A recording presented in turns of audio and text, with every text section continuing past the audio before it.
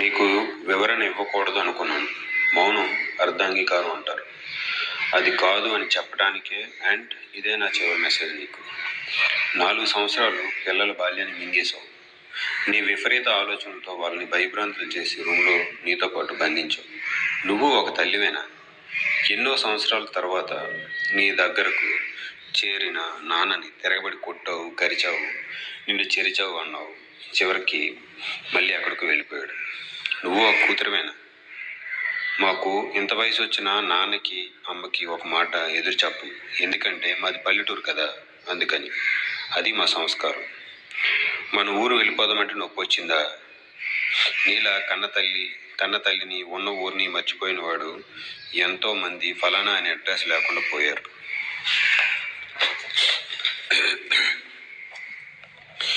పెళ్ళి అయ్యి ఇద్దరం ఒకే జీవితంలో అడుగు పెట్టాక ఇద్దరం ఒక దగ్గరికే వెళ్తాం.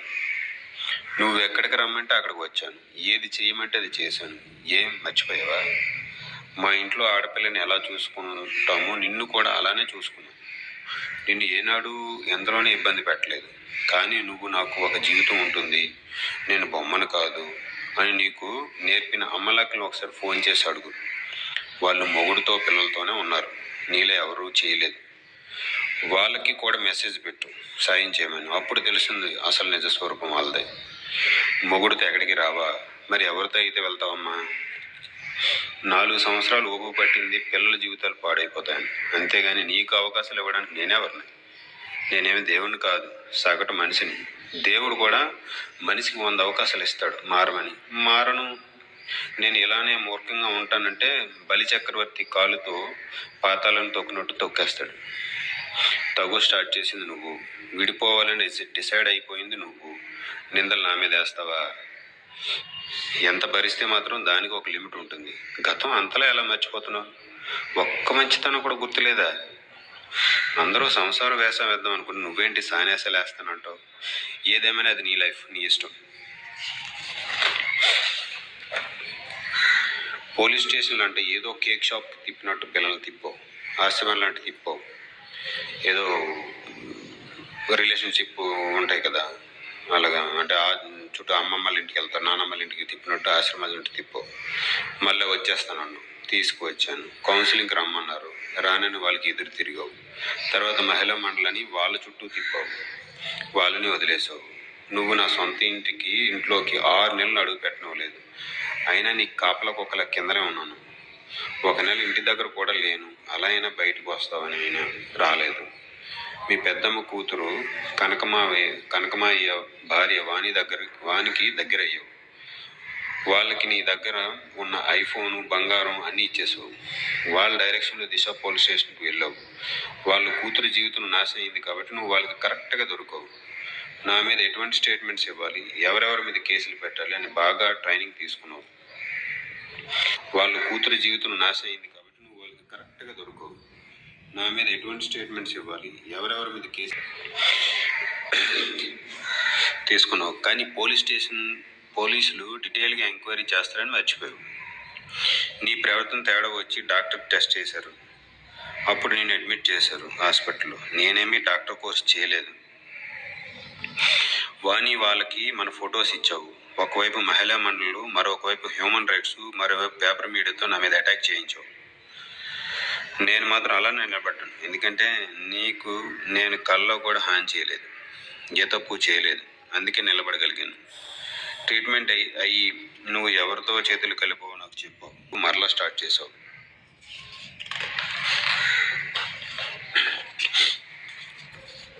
రూమ్లో దాక్కోవడాలు, నీకు పిల్లలకు మాత్రం వంట చేసుకుని రూమ్లో దాచుకుని తింటాలు, నన్ను పూర్తిగా పట్టించుకోకపోవడం, తిరిగి పిల్లలతో కబుర్లు పంపడం. అమ్మ మా ముగ్గురికి వండుతుందంట, మరి నా సంగతి ఏంటమ్మా అని అడిగితే తెలియదు. అయినా భరించాను. ఒకరోజు జ్వరం వస్తే రూమ్లో పడుకుంటే బాత్రూమ్ కడగడానికి వచ్చిన వాళ్ళకి టీ మరగబెట్టి ఇచ్చావు. కానీ ఫుల్ జ్వరంతో పడుకున్న నాకు కనీసం వేడి నీళ్ళు ఇద్దామని అని కూడా అనిపించిన నీ దయాదు హృదయానికి జోహార్లు. మధ్యాహ్నం కూడా తిన్నాడా ఉన్నాడా అని కూడా చూడలేదు. ఓపిక తెచ్చుకొని బయటికి వెళ్ళి బ్రెడ్ తెచ్చుకున్నాను. తలుపు తిరిగి తీయడానికి చేదరించుకున్నావు. రాత్రి కూడా మీ ముగ్గురే తిని పడుకున్నారు. కానీ కనీసం మనం తినడానికి కష్టపడే మనిషికి ఎలా ఉన్నాడు, ఏం తిన్నాడు, ఏమి తినలేదు కదా అని కనీసం జాలి కూడా కలగలేదు నీకు. ఒకరోజు రూమ్కి ఇవ్వడానికి వాచ్మెన్ ఫోన్ చేసిన పక్క వీధిలో ఉన్నావు. జస్ట్ ఒక 50 అడుగులు అంతే ఉన్నావు. కావాలని నేను బయట ఉంచాలని సాయంత్రం వరకు ఇంటికి కూడా రాలేదు. కరుడు గట్టిన సైకో నువ్వు. తిరిగి అందరినీ అంటావా? సిగ్గులేదా? అభం శుభం తెలియని పిల్లల్ని ఎందుకు నీ పాపంలో కలుపుకుంటావు?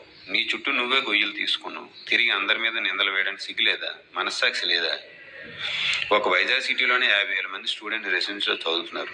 వాళ్ళు ఏమి అమ్మా నాన్నలు చనిపోయి కాదు, వాళ్ళ అమ్మా నాన్నలు పిల్లల గురించి భవిష్యత్తును దృష్టిలో పెట్టుకొని చదివిస్తున్నారు.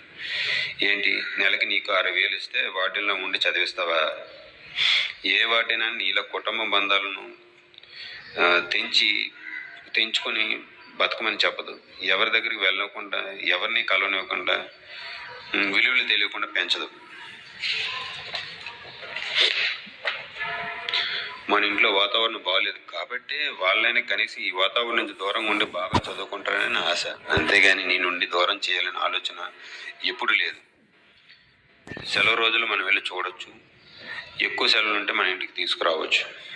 నువ్వు అనసూయమ్మ కూతురువా? సిగ్గులేదా? చనిపోతే ముఖం చూడడానికి రాలేదు, ఆవిడ పేరు ఎత్తడానికి కూడా సరిపోవు. అనసూయమ్మ కూతురు అంటే మా వదిన మొత్తం కుటుంబాన్ని చూసుకొస్తుంది. ఎలాంటి పరిస్థితులు ఉన్న సంవత్సరాన్ని ముందుకు నడిపించింది. ఏంటి, నేను సంపాదించిన బంగారం అమ్మి ఈ 120 రోజులు నెట్టుకొచ్చేటప్పుడు సంసారం భారమైందా? పెళ్ళైన దగ్గర నుండి నీ ప్రతి అవసరానికి పగలు రాత్రులు కుటుంబానికి దూరంగా ఆకలికి దగ్గరగా గడిపి 5,475 రోజులు ఏ లోటు లేకుండా ఎవరిని ₹1 అడగకుండా చూసుకొచ్చిన రోజులు మర్చిపోయావా?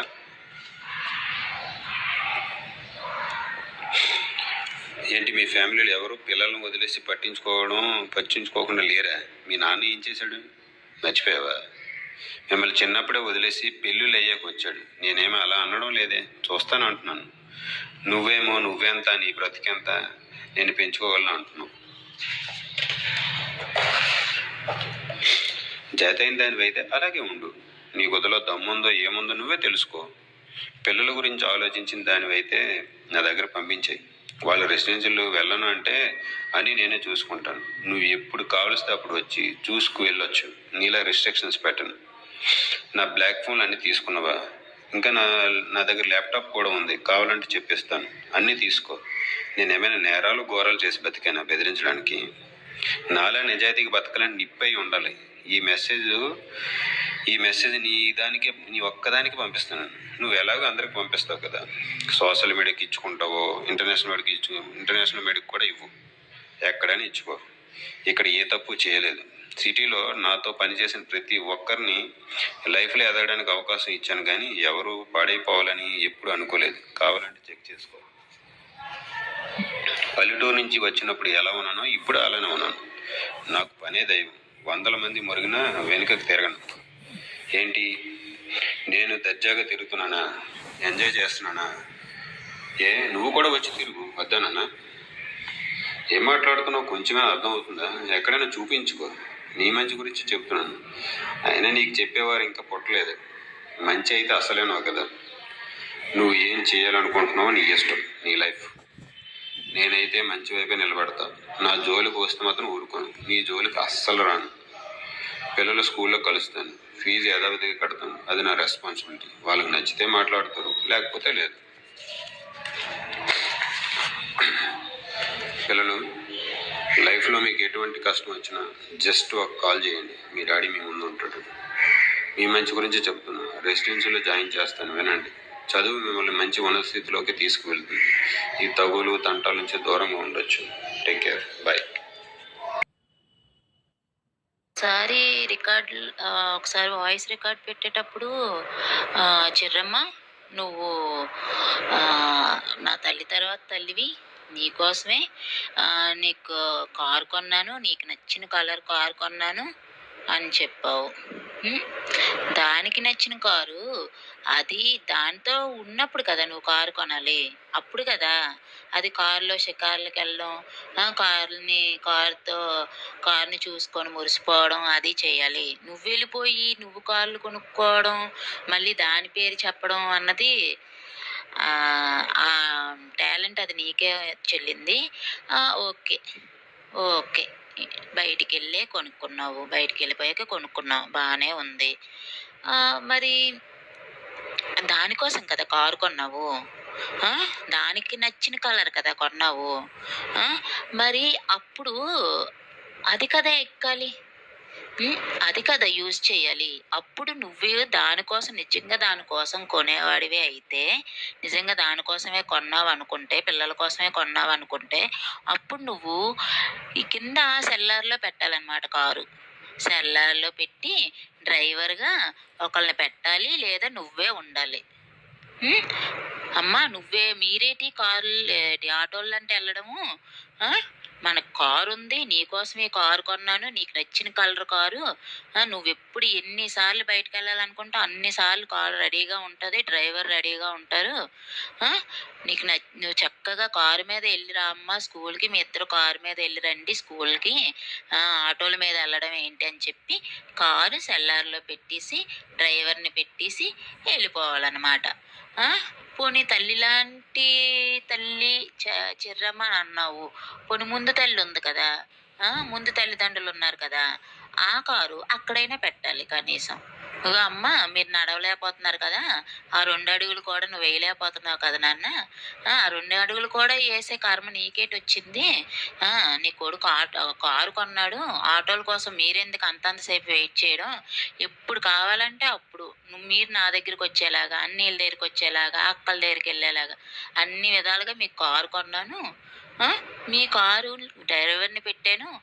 శుభ్రంగా మీరు ఎప్పుడు కావాలంటే అప్పుడు కారు తీసుకొని మీరు రావచ్చు.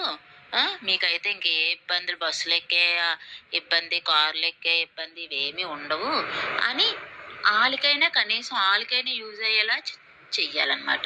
నిజంగా అమ్మల కోసం కూతుర్ల కోసం మాట్లాడావు కదా, కనీసం తల్లికైనా చెయ్యాలి ఏదైనా మంచి, లేదా కూతురికైనా చెయ్యాలి. అటు ఇటు కాకుండా వాళ్ళిద్దరి పేర్లు చెప్పుకొని నువ్వు కార్ల మీద ఎంజాయ్ చేయడం, ఊరేగడం చేసేసి నీ సరదాలకి నీ ఈజీ వేలో ఏవైనా చేయటానికి నువ్వు కార్లు కొనుక్కొని వీళ్ళ పేర్లు చెప్పుకొని నువ్వు వాడుకొని పాపం వీళ్ళ పేర్లు చెప్పుకుంటే అది ఎంతవరకు కరెక్ట్? కనీసం అంటే అందరూ గొర్రెలే అనుకో, అందరూ గొర్రెలమే అనుకో, ఎంత నువ్వు మాయ మాటలు చెప్పేస్తే, ఎంత నువ్వు మసిపూసి మారేడుకాయ చేసేస్తే మరి ఎంతలాగా? మరి ఈ లాజిక్ని కూడా ఎవరికి తట్టిందో లేదో నాకు తెలీదు, కానీ నేనైతే అడగాలని ఎప్పటి నుంచో అనుకుంటున్నాను. నాకు ఆడితో మాట్లాడాలంటేనే చిరాకు. అందుకే నేను ఆడికి మెసేజ్లు పెట్టట్లేదు. దయచేసి ఇవన్నీ వాయిస్ రికార్డులన్నీ ఎవరో ఒకరు కనీసం నా మీద కొంచెం అభిమానం ఉన్నా కానీ ఎవరో ఒకలాడికి సెండ్ చెయ్యండి ఇవన్నీ. కనీసం తెలియాలి ఆడికి. అది నీ యాసాలు ఏటి, నీ యాసాలు, నీ మాటలు, నీ ఓసరి వెళ్ళి పనులు. ఒకసారి మంచిదాన్ని అంటావు, ఒకసారి బంగారం అంటావు, ఒకసారి దేవత అంటావు, ఒకసారి సీత అంటావు, ఒకసారి చెడ్డదాన్ని అంటావు, ఒకసారి పిచ్చిదాన్ని అంటావు, ఒకసారి డబ్బు మనిషిని అంటావు. ఏదో ఒక క్లారిటీకి రావాలి కదా. ఎందుకు అంతలాగా, ఎందుకు అంత కన్ఫ్యూజన్ అవుతున్నావు అర్థం కావట్లేదు. ఏదో ఒక క్లారిటీకి వచ్చేయాలన్నమాట. ఎందుకు అసలు ఇదేటి కన్ఫ్యూజన్ నీకేటి? ఇప్పుడు ఏది ఒప్పుకోవాలో చెప్పొచ్చు కదా కరెక్ట్గా. నేను ఏంటి అనేది ఏది ఒప్పుకోవాలో నువ్వు చెప్తే నేను అదే ఒప్పుకుంటాను. ఎందుకు అంతలాగా అన్ని సర్టిఫికెట్లు నీకు ఎక్కడి నుంచి వస్తున్నాయి అసలు? పెద్ద ఏమైనా ఫ్యాక్టరీ ఏమైనా తీసుకున్నావా ఏంటి నాకు ఇవ్వడానికి, సర్టిఫికెట్లు ఇవ్వడానికి? ఎందుకు అలాగైపోతున్నావో నాకు అర్థం కావట్లేదు అసలు. ఇంకొకటేంటి నేనేంటి అనేది నువ్వు క్వశ్చన్స్ వేయాల్సిన అన్ని రైట్స్ నీకు లేవు. నేను ఎలాంటి కూతున్నా అన్నది నా తల్లిదండ్రులకు తెలుసు, నన్ను పెంచిన వాళ్ళకి తెలుసు, నా చుట్టూ ఉన్న వాళ్ళకి తెలుసు, నా ఫ్యామిలీ మెంబర్స్కి తెలుసు. ఇంకా చెప్పాలి అంటే ఇంక నీ ఫ్రెండ్స్కి, నీ రిలేటివ్స్కి, నీ వీళ్ళకి కూడా అందరికీ తెలుసు అనమాట నేనేంటి అన్నది. నేను ఎంత మంచిదాన్నో, నా నా మనస్తత్వం ఏంటో, నా బిహేవియర్స్ ఏంటో, ఎక్కడ ఎలా ఉంటానో ఏంటో అన్నీ తెలుసు అనమాట. మీ అమ్మ బాబులకు సైతం నేను మంచిదాన్నే అంటారు. ఒక మాట కూడా ఎప్పుడు ఇదవ్వరు అనమాట. అది ఇంకొకటి నేను ఎలాంటి తల్లిని అన్నది ఎలాంటి తల్లిని అనేది నా పిల్లలు చెప్తారు, నువ్వు కాదు. నీకు అసలు ఒక చిన్న 0% రైట్స్ కూడా నీకు లేవు. నువ్వు ఎలాంటి కొడుకువి, నువ్వు ఎలాంటి మనిషివి అన్నది నువ్వు తెలుసుకో. అంతేగాని ఇక్కడ నీకు ఏ రైట్స్ లేవు. నా విషయంలో అయితే నీకు అస్సలు రైట్స్ లేవు. అదొకటి గుర్తుంచుకో బాగా ఎప్పుడైనా కానీ. అది నిన్ను చాలా నమ్మి, చాలా అమాయకంగా, అన్ని విధాలుగా నిన్ను ఇచ్చేసినందుకు నువ్వు చాలా నాకు, నా పిల్లలకి చాలా హింస పెట్టావు. అవి బయటికి తీయాలి అనుకునే టైంకి నువ్వు ఎంత రివర్స్ అయ్యావో, నా చుట్టూ ఎంత స్టోరీ అల్లావో, నన్ను ఏ విధంగా ఎటువైపు నుంచి కూడా అన్ని విధాలుగా బంధించి, ఎటువైపు నుంచి కూడా నేను బయటపడకుండా, నీ చేతుల్లో నుంచి బయటపడకుండా నన్ను ఎంతలా హింసించావో, నా పిల్లల్ని ఎంతలా హింసించావో అవన్నీ నీకు తెలుసు, నాకు తెలుసు, అనుభవించిన నా పిల్లలకి తెలుసు. తెలియాల్సింది ప్రపంచానికి. అది తెలిసే రోజు గ్యారంటీగా వస్తుంది, రాకుండా అయితే ఉండదు అస్సలు. అప్పుడు ఫ్యామిలీ మెంబర్స్ తెలిసింది కదా, చుట్టుపక్కల వాళ్ళకి అందరికీ తెలిసింది కదా నువ్వేంటి అని. కాబట్టి అలాగే ఏదో ఒక్క రోజు మొత్తం ప్రపంచానికి తెలుస్తుంది అన్నమాట. అది చాలా దగ్గరలోనే ఉంది. అది నేను బ్రతుకున్నంత వరకు, నా పిల్లలు బ్రతుకున్నంత వరకు, మేము బాగున్నంత వరకు ఓకే, నీదేది బయటికి రాదు. నువ్వు ఇంకా మంచోడిగానే బతికిపోవాలాగా. వన్స్ మాకేమైనా అయ్యేటప్పుడు, నాకు కానీ నా పిల్లలకు కానీ, నీ వల్ల కానీ, నీ వాళ్ళ వల్ల కానీ, ఇంకా నువ్వు వేసే ఆశల వల్ల కానీ, నువ్వు మార్చే ఊసర వెళ్ళి క్యారెక్టర్స్ వల్ల కానీ, ఏదైనా ఇన్కేస్ ఏదైనా మా ముగ్గురికి అవ్వాలి, లేదా నువ్వు మమ్మల్ని ఇబ్బంది పెట్టే విధానం వల్ల కానీ మాకు ఏదైనా అయితే మాత్రం అప్పుడు నువ్వు ఎంత మంచోడు అనేది తేలుతుంది అనమాట. నువ్వు మంచోడు అని నువ్వు చెప్పేసుకుంటే అయిపోదు కదా, ఇక్కడ నువ్వు ఎంత మంచోడు అనేది అప్పుడు తేలుతుంది. ఎందుకు కంగారు? ఇంకొకటి ఏంటి అంటే, నీ తప్పులు నువ్వు ఇప్పటికీ ఒప్పుకోవట్లేదంటే చాలా గ్రేట్. నువ్వు చాలా చాలా అంటే చాలా గ్రేట్. తప్పుల్ని ఒప్పుకోవు, మళ్ళీ తప్పు మీద తప్పు చేసుకుంటూ వెళ్ళిపోతావు. మళ్ళీ ఆ తప్పు మళ్ళీ ఎక్కడ బయటపడిపోతా అన్న దీంతో ఇంకొక తప్పు చేస్తావు. ఇలాగా నీ పనే అది అనమాట. ఇంకా నీకు ఇంకొక జాబ్ లేదు, ఇంకా అదే పని నీకు. ఎంతకాలం చేస్తావో నేను చూస్తాను. ఎంతకాలం ఇలా ఊసర వెళ్ళి క్యారెక్టర్స్ మార్చుకుంటూ, ఈ మాటలు అందరితో చెప్పుకుంటూ, అన్నీ క్రియేట్ చేసుకుంటూ, నువ్వు బ్రతకడానికి, నిన్ను నువ్వు కాపాడుకోవడానికి, నువ్వు మంచోడివి అనిపించుకోవడానికి, నీది ఒక్క పైసా కూడా పోకుండా ఉండడానికి, ఇంకా చాలా ఏం చేస్తావో అన్నీ చేసుకో. ఏ టైంలో ఏది జరగాలో అది జరుగుతుంది. అదేవిడు నిర్ణయించాడు పక్కాగా. నీకు టైం అయితే దగ్గర పడిపోయిందని నాకు తెలుస్తుంది. ఓకే, చూద్దాం ఏమవుతుందో. ఇంకొకటి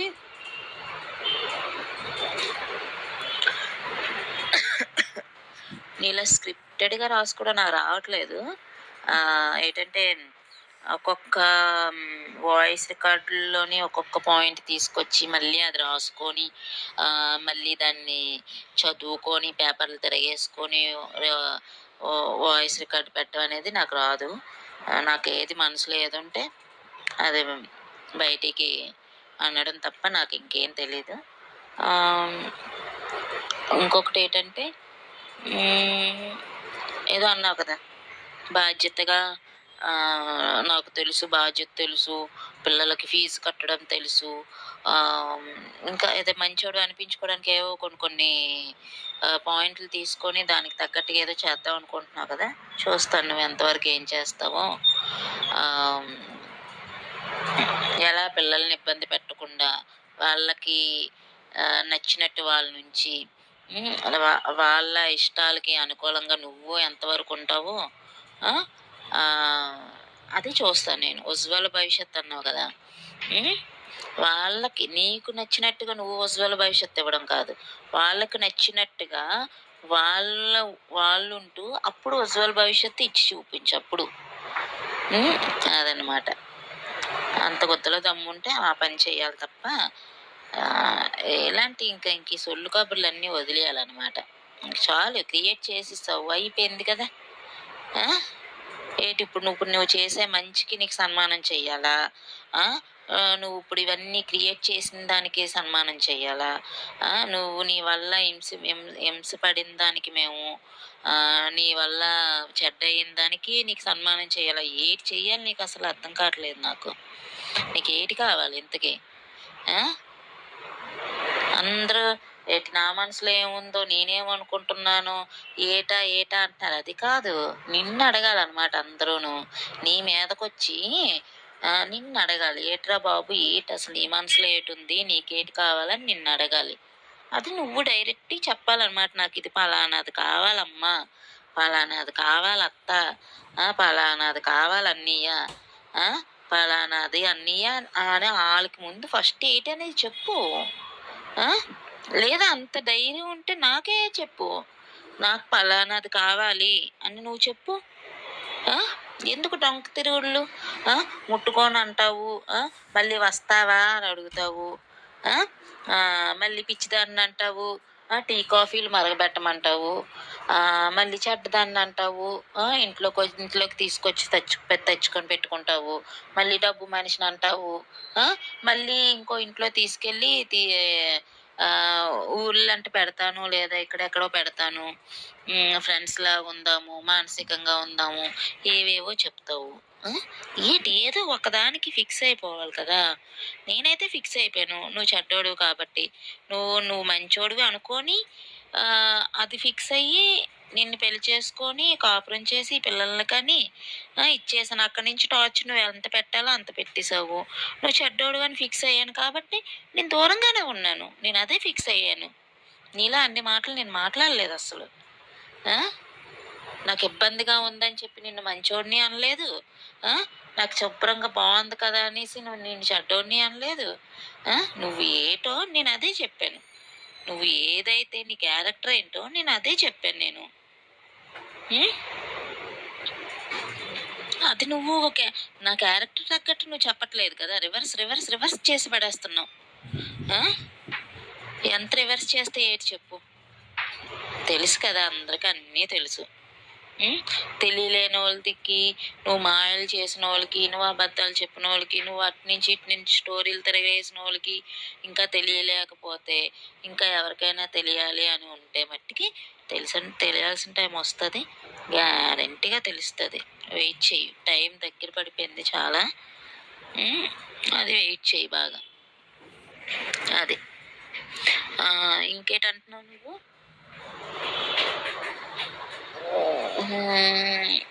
లాస్ట్ రిప్లై అన్నావు కదా, లాస్ట్ రిప్లైగానే ఉంచుకో. అనవసరంగా మళ్ళీ నాకు రిప్లైలు ఇచ్చి నా టైం అంతా వేస్ట్ చేయకు అస్సలు. అర్థమైందా? నువ్వు అనవసరంగా నాకు మట్టికి రిప్లైలు, వాయిస్ మెసేజ్లు కానీ ఏది కానీ నాకు పంపించుకో, నా టైం వేస్ట్ చేయకు. దీనికి కూడా రిప్లై ఇవ్వకు. మాట మీద ఇప్పటికైనా నిలబడు.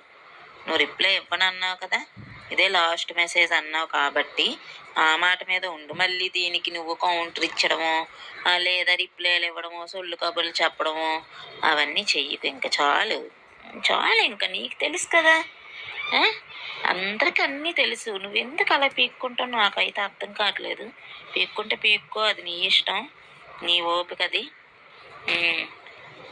నీ దోలది. అది ఇంకొకటి ఏంటంటే ఏదో అన్నావు కదా, అందరూ సంసారాలు అవ్వాలనుకుంటే నువ్వు సాంతాన్ని అవ్వాలని, మరి తప్పదు కదా. మరి నీలాంటి వాడిని చేసుకున్నందుకు మరి నాకు అది తింటే, మరి నేను సంసారాన్ని చేసుకున్నాను అనుకో, సంసారిగా ఉందును, సంసారం చేద్దును. మరి నీలాంటి సానవాడిని చేసుకున్నాను కదా, మరి నేను సానిగానే బతకాలన్నమాట. ఇంక ఇక్కడ నుంచి నేను అలాగే బతకాలేమో మరి తప్పదు కదా. నా పొట్టకూటి కోసం, నేను నా నీడ కోసం, నా బట్ట కోసం నాకు ఇంక తప్పదు కదా. అదనమాట. నా పిల్లలు నా దగ్గర ఉన్నారు కాబట్టి వాళ్ళ కోసం నేను ఏదైనా చేస్తాను, తప్పేమీ లేదు. అది నా పిల్లల్ని నేను పెంచుకోవడానికి నేను ఏదైనా చెయ్యొచ్చు.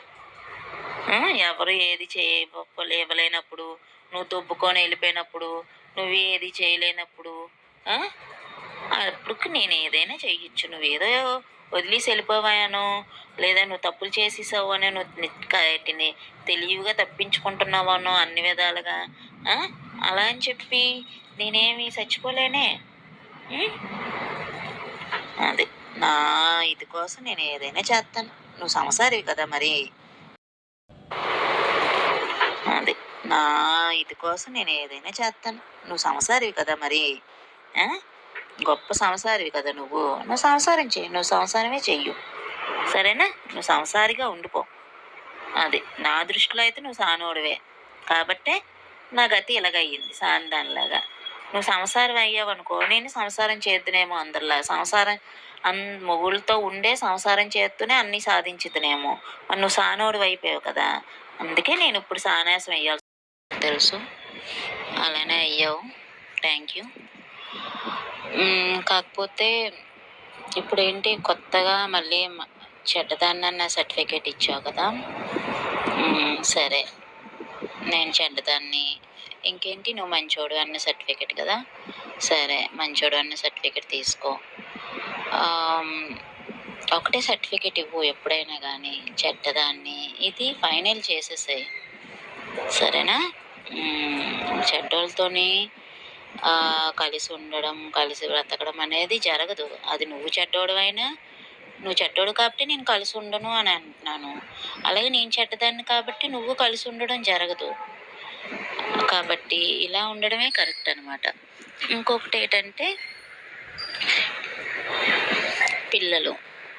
పిల్లలకు కూడా నువ్వు మంచోడు అయితే నీతోనే ఉంటారు, నేను మంచిదాన్ని అయితే నాతో ఉంటారు. నువ్వు చెడ్డోడు అయితే నీతో ఉండరు, నేను చెడ్డదాన్ని అయితే నాతోనే ఉండరు. వాళ్ళు ఏం పాలు తాగే పిల్లలైతే కాదు.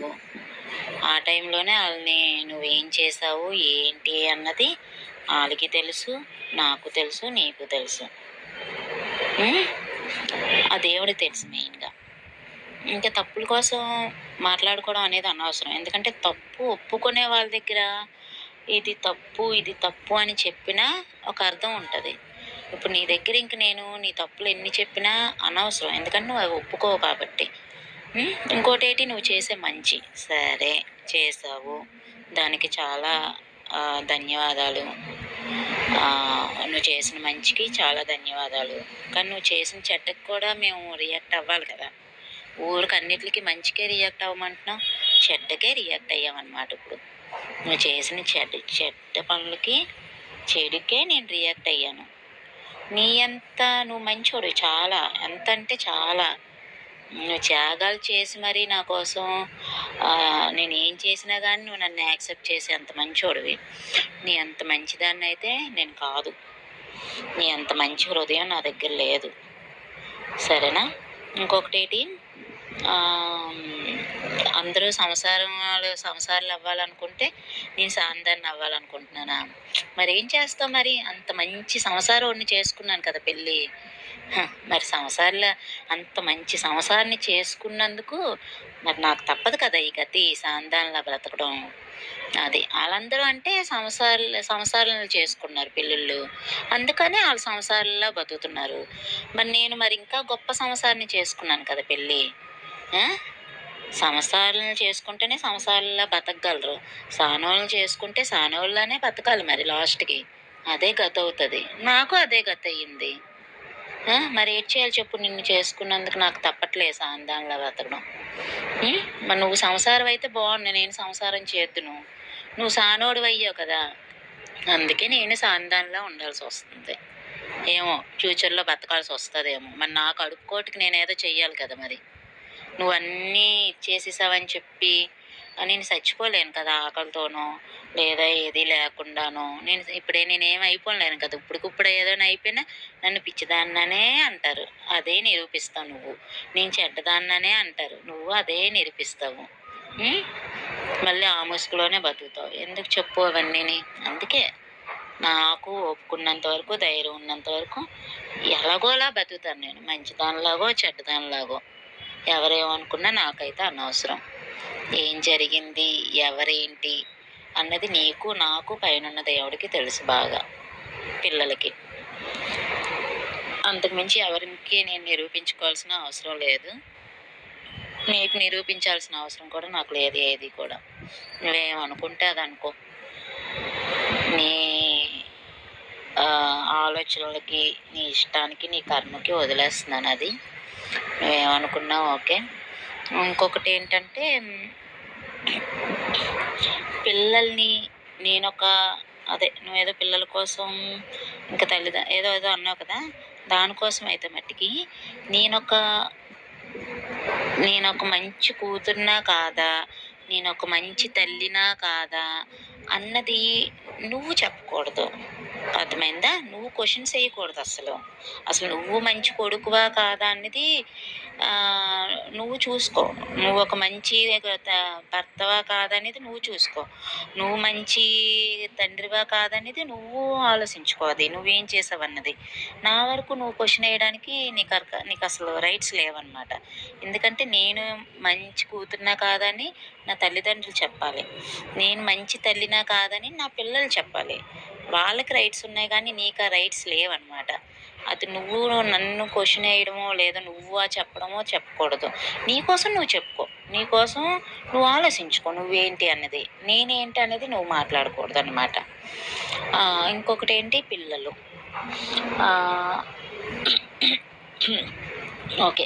ఎవ్వరు దేనికి ఎలా రియాక్ట్ అయ్యారు, ఎవరి తర్వాత ఎవరేం రియాక్ట్ అయ్యారు అన్నది నీకు, నాకు, దేవుడికి తెలుసు. కాబట్టి ఇంక ఇవన్నీ ఈ చెత్తంతా ఈ నాన్సెన్స్ అంతా వేస్ట్. ఇంకా ఇన్ని మాట్లాడుకోవడం అయితే వేస్ట్. లాస్ట్గా ఇంకొకటి ఏంటంటే పిల్లలు అన్నావు కదా!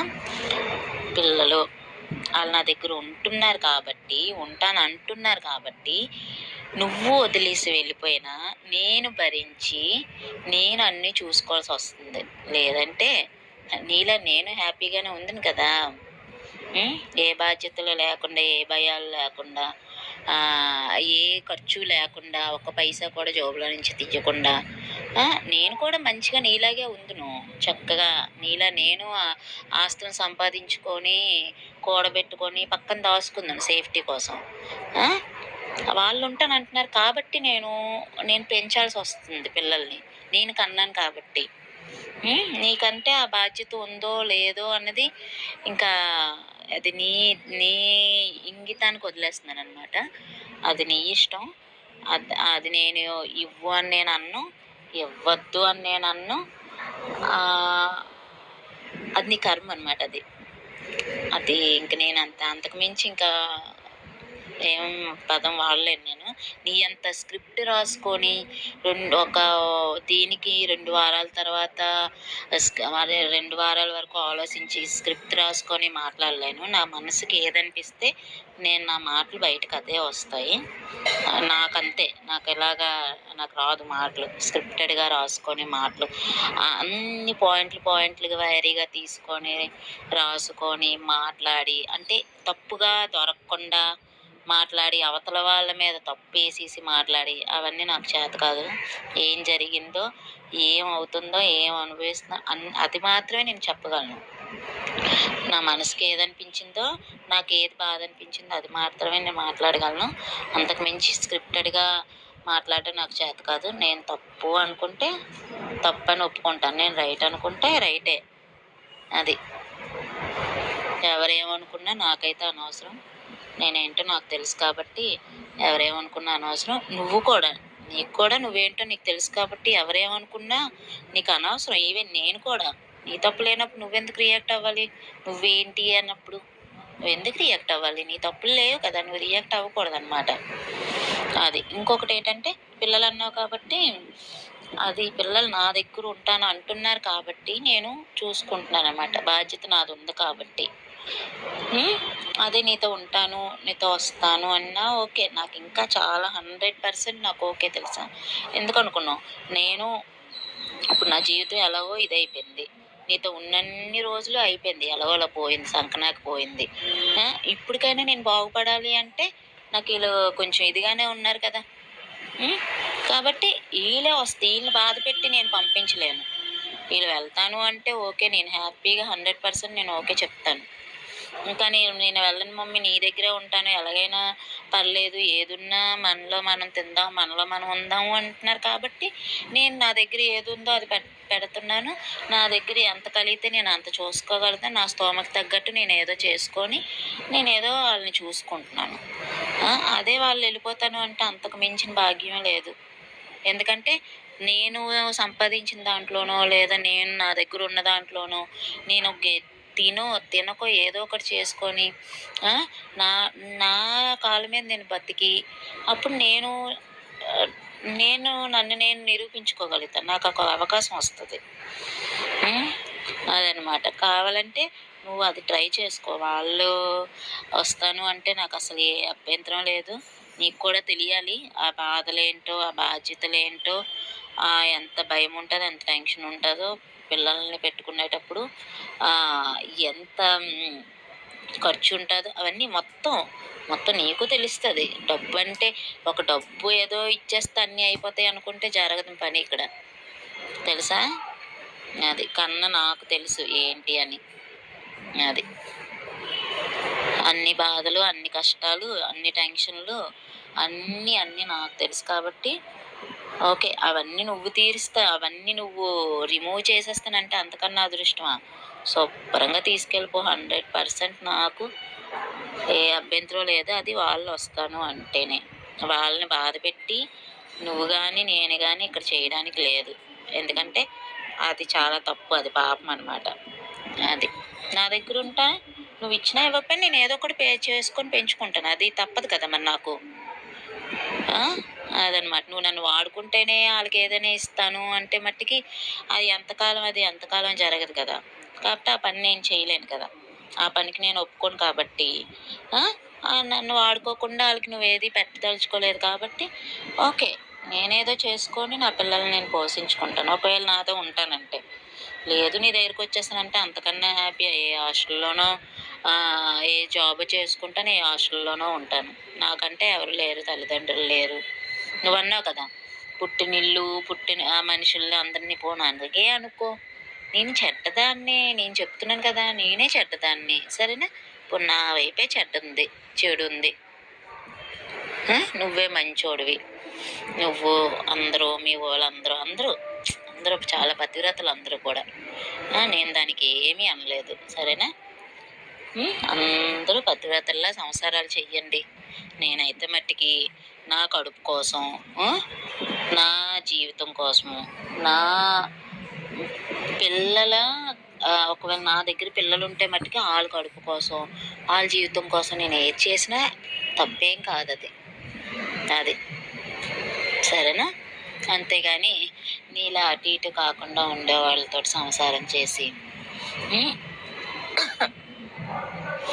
సంసారిగా అనిపించే కన్నా ఇలా ఉండి సాంతాల్లో అనిపించుకోవడం అంతకన్నా 100% ఉత్తమమైనది ఏ పని లేదు.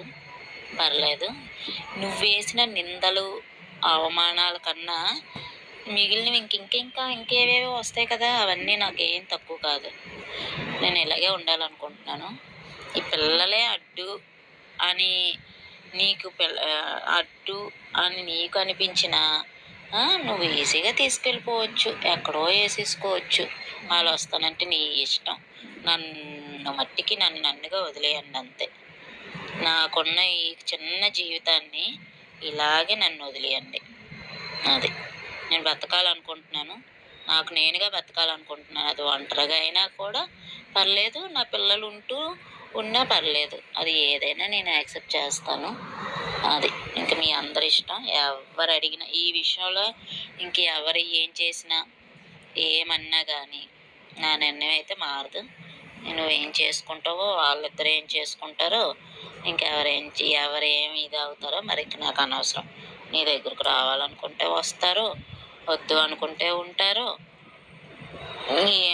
ఏమైనా కూడా నాకు కూడా అంతలాగా అన్ని బరువులు అన్ని బాధ్యతలు నేనే నెత్తి మీద పెట్టుకొని ఇన్ని పడాల్సిన అంత అవసరం అంత కర్మ కూడా నాకు లేదని అనిపిస్తుంది. నిజంగా లాస్ట్లో ఒక మంచి మాట చెప్పావు, తీసుకెళ్ళి చూసుకుంటాను అని. వాళ్ళకి నచ్చితే హాస్టల్లో వేస్తాను, లేదంటే నీ దగ్గరే ఉంచి చూసుకుంటానన్నావు కదా, ఆ పని చెయ్యు. సరేనా? ఆ పని చేస్తే నా బతుకు నేను శుభ్రంగా బతుకుతాను అందరిలాగా. అందరూ బతుకుతున్నారు కదా, అలా నేను పోనీ సాందానిలాగే అనుకో పోనీ. సరేనా? నువ్వు సంసారమే కదా, సంసారం చెయ్యు. సరేనా? ఒక్కడవే చేస్తావా, వేరే వాళ్ళతో చేసుకుంటావు, చేసుకో శుభ్రంగా. వీలైతే ఇది కూడా నాకు చేసి పెట్టి. సరేనా? ఈ బరువు బాధ్యతలు కూడా నువ్వే తీసేసుకొని నువ్వే అన్నీ చేసుకుంటే మంచోడు కదా మరి. ఆ పని చెయ్యి, నేను ఫ్రీగా హ్యాపీగా ఉంటాను ప్రశాంతంగా. సరేనా? చాలా థ్యాంక్స్. ఈ లాస్ట్ మెసేజ్ అన్నావు కదా, కాబట్టి రిప్లై కూడా అనవసరంగా ఇవ్వద్దు. నాకు అస్సలు టైం లేదు ఇవన్నీ ఈ సొల్లు కబుర్లు వినడానికి. సరేనా? మళ్ళీ అనవసరంగా నన్ను డిస్టర్బ్ చేయొద్దు. నాకు చాలా పనులు ఉన్నాయి. సరేనా? Thank you.